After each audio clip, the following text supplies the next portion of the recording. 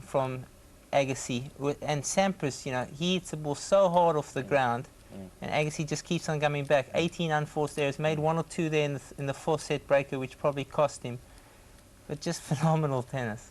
We could have probably shown you the whole match as far as our analysis was concerned, but we picked out a few moments for you.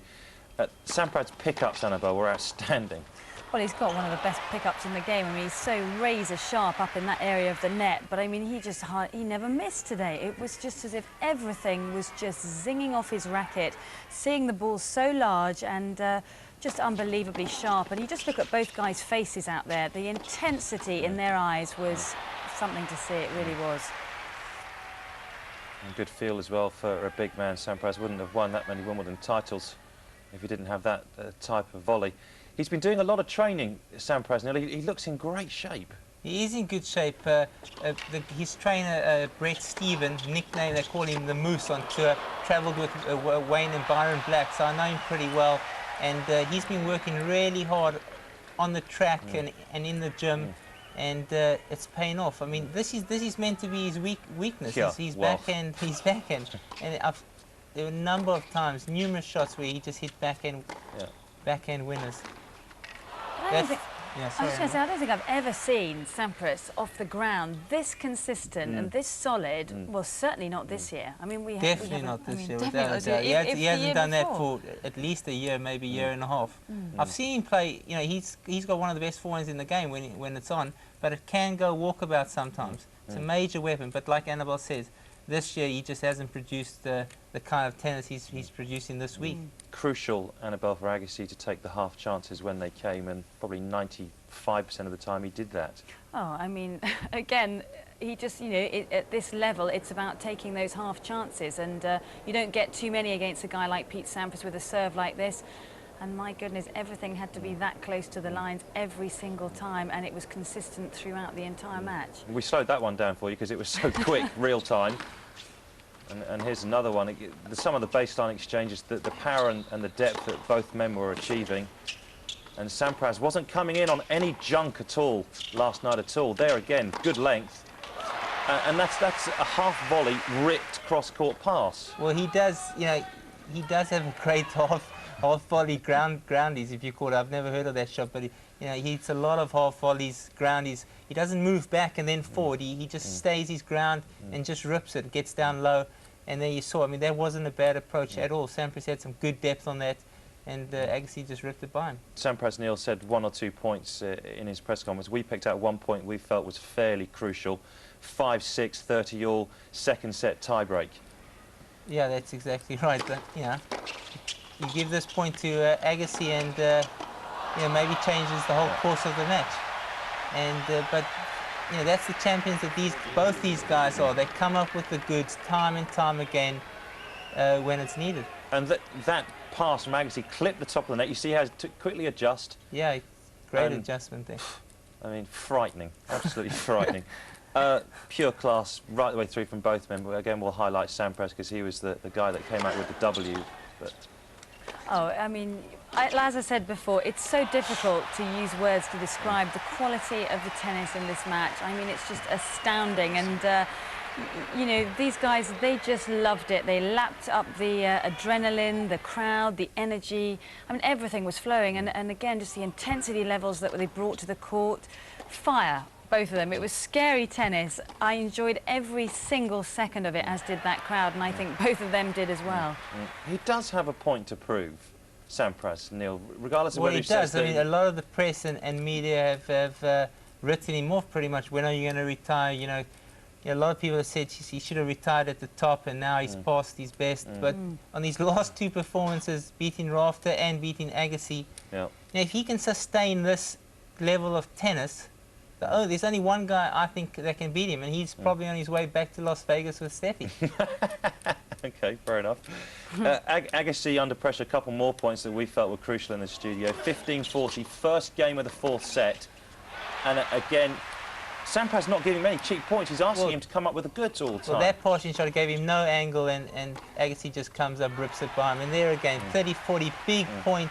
Pressure just doesn't seem to get to these guys. Yeah, I sense, Annabelle, from reading their press comments afterwards, that even though Agassi lost, he took a tremendous amount of pride being involved in that type of match. Yeah, I mean, he always speaks so well after matches, and they had such a warm handshake at the end of the match, didn't they? But I think both of them felt that. I think they love being a part of history. I think they love being out on that big stage like that. And I think, as Agassi said at the end there, it was a real pleasure being a part of that, and people will talk about that match. And the level, we've never seen anything like it. It was quite magnificent. I think the grin said it all from Pete Sampras at the end of the match. This is match point. Well, Shame to end it on an error, really, but Sampras turning around to his corner and look at that grin. That says it all. And how nice to see that between those two players after they've been involved in such a tense battle. I think Agassi said there to Sampras, I hope you go on and win it. Well, Agassi, as far as I'm concerned, is one of the most gracious losers in the game. He's always got a good thing to say to his opponent if he gets beaten. And, you know, that's a great quality of his, whereas there's one or two players that, you know, don't live up to that standard. And you're not going to name them? No, not today. OK, all right, thanks very much. OK, so Sampras through to the semis, where if you were watching yesterday, Marat Safin had already booked his place with a straight sets win of Argentine Mariano Zavaleta to set up a repeat of last year's final. And here is the semi-final draw. Safin, Sampras, Hewitt-Roddick is being played under the lights. No surprise there. Roddick has played 4 of his 5 matches now under the lights. Kirtan Kafelnikov will have that for you live at around about 7 o'clock tonight. OK, let's look forward to Safin and Sampras on Saturday afternoon, Neil. We mentioned yesterday that Safin probably won't like having 2 days off. Whereas I'd imagine Sampras probably will, to regroup after all the nervous energy he would have expended last night. Yeah, well, like we said with Marat Safin yesterday, he would have got to bed late, wouldn't have had a good night's sleep. So today's pretty much a write-off, and then tomorrow he can get out there on the practice courts, get back to work. I think with Safin, it's going to be a different ball game. I think he hits the ball flatter than Andre Agassi, so the ball gets to his opponent quicker. And he's also got a huge serve, which people, you know, don't really talk about. And he did beat Pete Sampras in last year's final, so it's going to be a great matchup. And Sampras is going to have to produce and sustain that same level that he's been in the last 2 matches to win this one. OK, well, yesterday we gave you our prediction to the semi-final lineup in the studio. Our backroom staff rather cheekily put this together to show us who was right and who was wrong. And I'm afraid to say, Annabelle, that there's a big red cross just appeared on Andre Agassi for you. You are rotten. Neil and I are still crossless at the moment. Of course, Kirtan Kafelnikov coming up later on today, and Roddick against Hewitt in the evening. But Agassi, no more from Annabelle Croft there. So would you expect, I mean, obviously the last time they played in a Grand Slam was the final last year at the US Open, Annabelle, where really Safin duffed him up. Sampras, big time. It was a shocker, wasn't it? I mean, nobody would have predicted that Marat Safin in his first Grand Slam final could produce the kind of tennis that he came up with, and it was a complete stunned Pete Sampras at the end.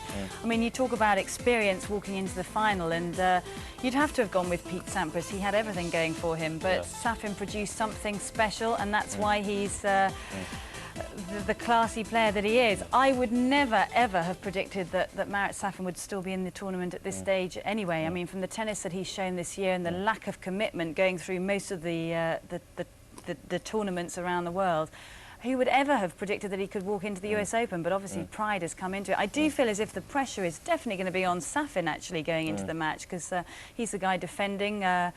He's got to try and produce the same quality tennis that he produced last year in the final, and up against a guy now, Pete Sampras, who is so on fire and coming through that tougher section of the draw. He's got a lot on his plate. And even coming through against Zabaleta yesterday, I just felt that weak mind that we always talk about in Safin, where he just seems to go walkabout, it was grumbling around in there, and you felt that if things didn't really go his way early on, you know, the head was going to start dropping. So I think he's up against it against Sampras. I just had to pick you up on one very small point. There was one man that put Safin ahead of Sampras last year, and he's next door to you. Remember that? Do I remember? Picked him on Monday. I can remember. How did you do that? Well, he had a great lead-up. I mean, he won the Canadian Open, and he had a great year. I must confess that I probably was a little lucky, but I must confess that Annabelle and I have both written off Safin to win the championships. I think we did that the first day of this tournament. So we hope I'm hoping Annabelle's in a no-win situation. I am in a no-win. She's written off Sampras and Safin. So I've only written off Safin. So I'm hoping Sampras comes through. Okay, thanks for the moment. Right, time for us to take a few commercials. When we come back, Jennifer Capriati will bid to make it through to the US Open semi-finals for the first time since 1991. Her opponent, Amelie Mauresmo.